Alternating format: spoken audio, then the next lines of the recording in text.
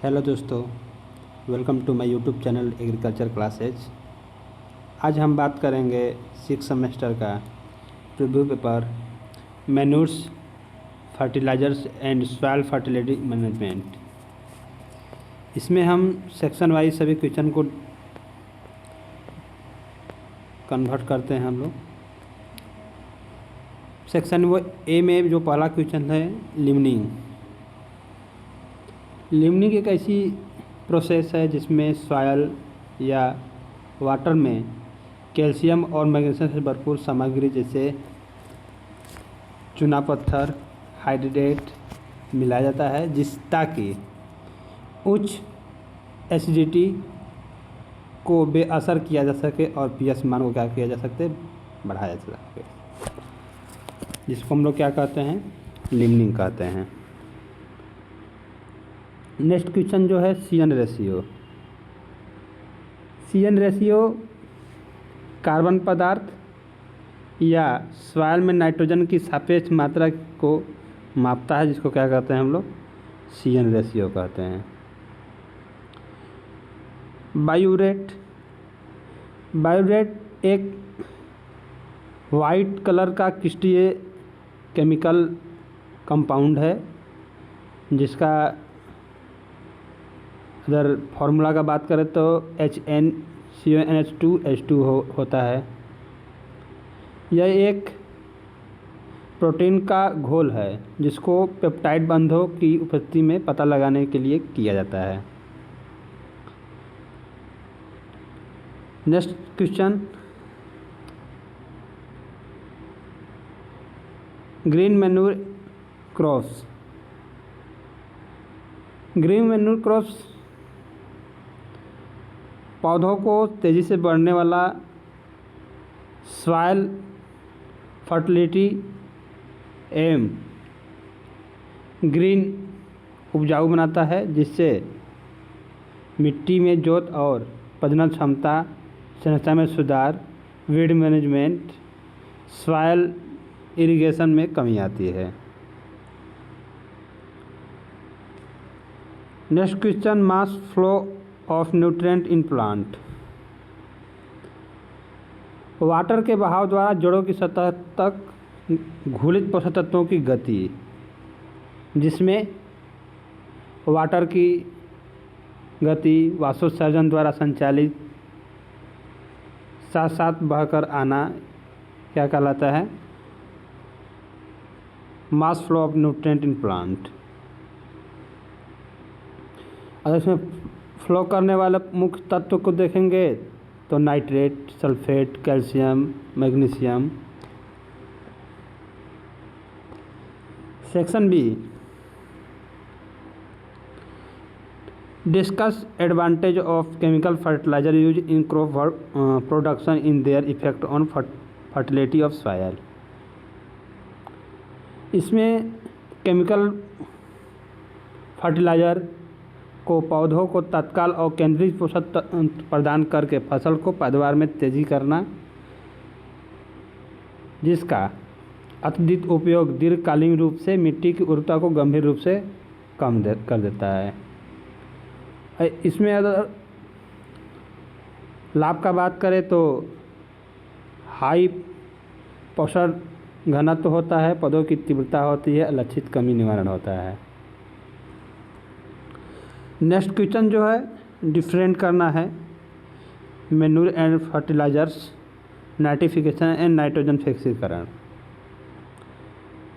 Manure and fertiliser जो होता है पशु अवशिष्ट और पौधों के अवशेषों से प्राप्त कार्बनिक पदार्थ और कारखानों से निर्मित एक मानव निर्मित रासायनिक यौगिक। ऐसे ही अगर देखें तो पौधों से पोषक तत्व कम होते हैं, इससे बड़ी मात्रा में आवश्यकता होती है।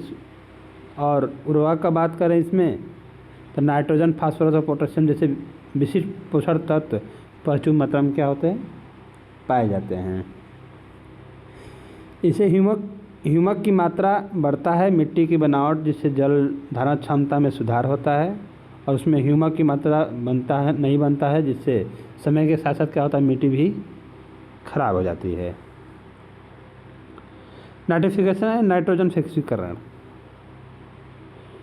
नाइट्रिफिकेशन में अमोनिया और नाइट्रेट में और फिर नाइट्रेट में परिवर्तन होता है। और नाइट्रिफिकेशन नाइट्रोजन फिक्सीकरण जो होता है उसमें वायुमंडलीय नाइट्रोजन गैस को अमोनिया में क्या होता है, परिवर्तित होता है। नाइट्रिफिकेशन NH3 अमोनिया NH4 मौजूद होते हैं और नाइट्रोजन फिक्सीकरण में वायुमंडलीय नाइट्रोजन जैसे N2 मौजूद होते हैं। नाइट्रिफिकेशन जो होता है NO3 जिससे पौधे आसानी से अवशोषित कर लेते हैं और नाइट्रोजन फिक्सेशन में जो होता है NH3 या अधिक नाइट्रोजन युक्त यौगिक होते हैं। Next question, understand by the evolution of soil fertility describe principle of soil organic and determination. इसमें मिट्टी की स्वास्थ्य पौधों की वृद्धि के लिए आवश्यक पोषक तत्व प्रदान करने की क्षमता का निरीक्षण होता है, जिससे हम लोग सॉइल फर्टिलिटी का मूल्यांकन करते हैं। जैसे सॉइल परीक्षण हो गया, पादप उत्तक विश्लेषण कर सकते हैं, क्षेत्रीय परीक्षण कर सकते हैं। नेक्स्ट क्वेश्चन जो इसमें है, micronutrient element right role of zinc and fibre in plant nutrient.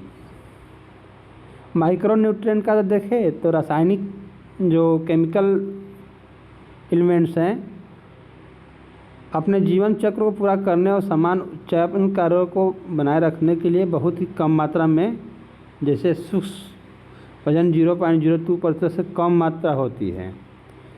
Zinc की भूमिका देखें तो हार्मोनल संश्लेषण करते हैं, एंजाइम सक्रिय होती है, झिल्ली अखंडता होती है।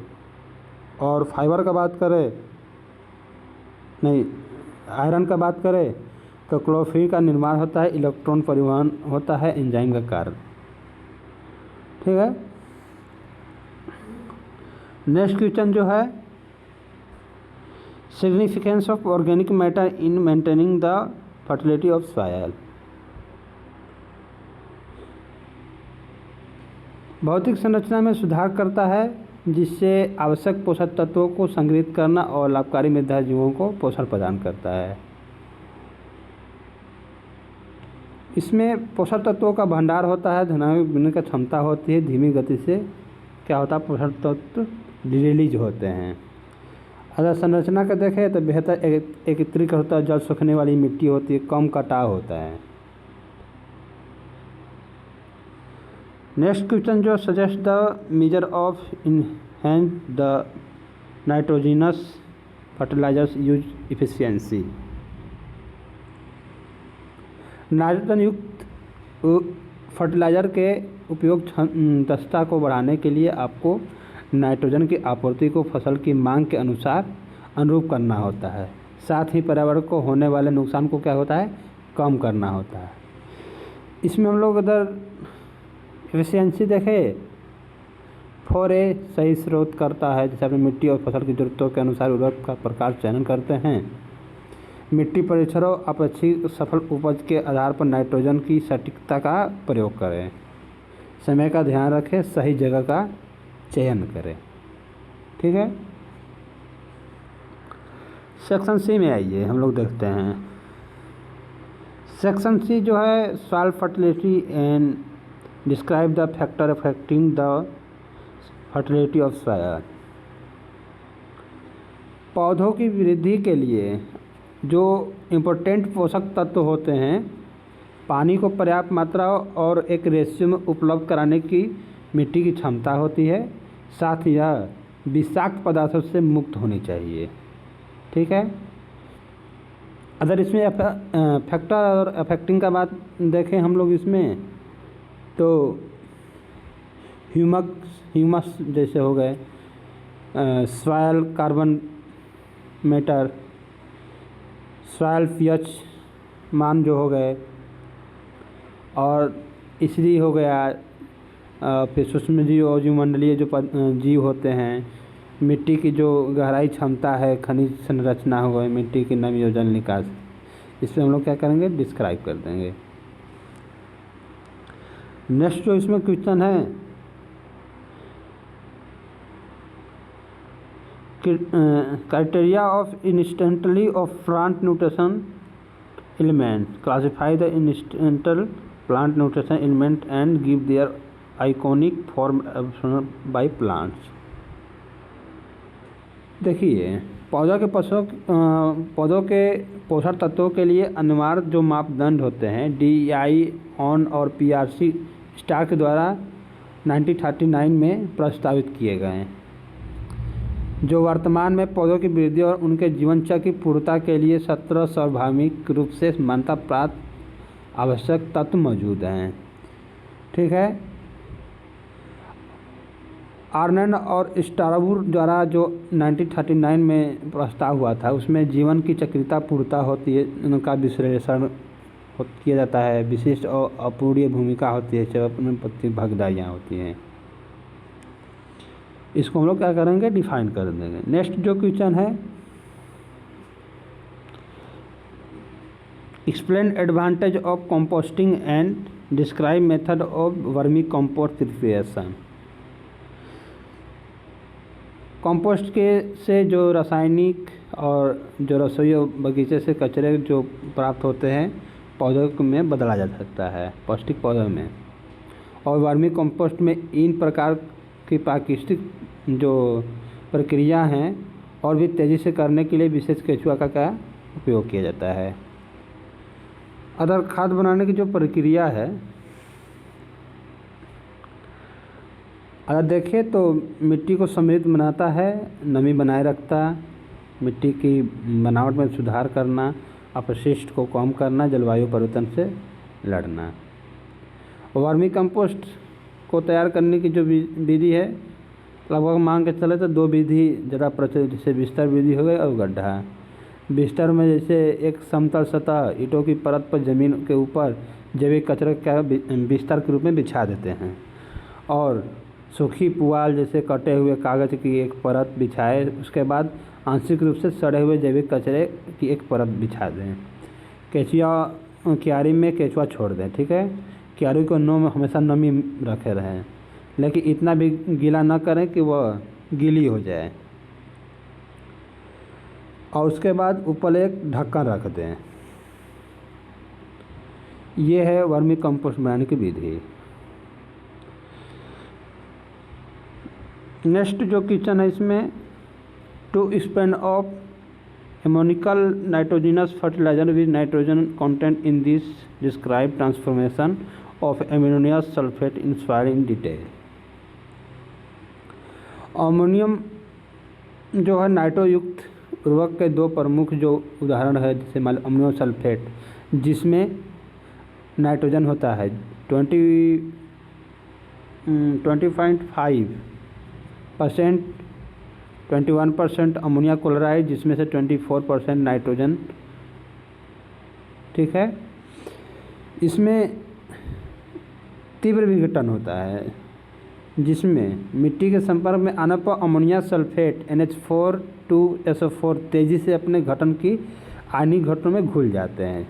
यह पृथक्करण जो प्रक्रिया धनात्मक आवेश अमोनियम आवेश और ऋणात्मक आवेशी सल्फेट आयन के कारण मिट्टी में घोल में मुक्त हो जाता है। अगर मृदा संकुल का अधिशोषण जो इसमें होता है, तो NH4+ इन ऋणात्मक जो विनिमय स्थल होते हैं उनमें से आकर्षित होता है और भारी भारी सिंचाई द्वारा रिसाव के प्रति अत्यधिक प्रतिरोधक होता है। आज के लिए इतना ही। थैंक्स।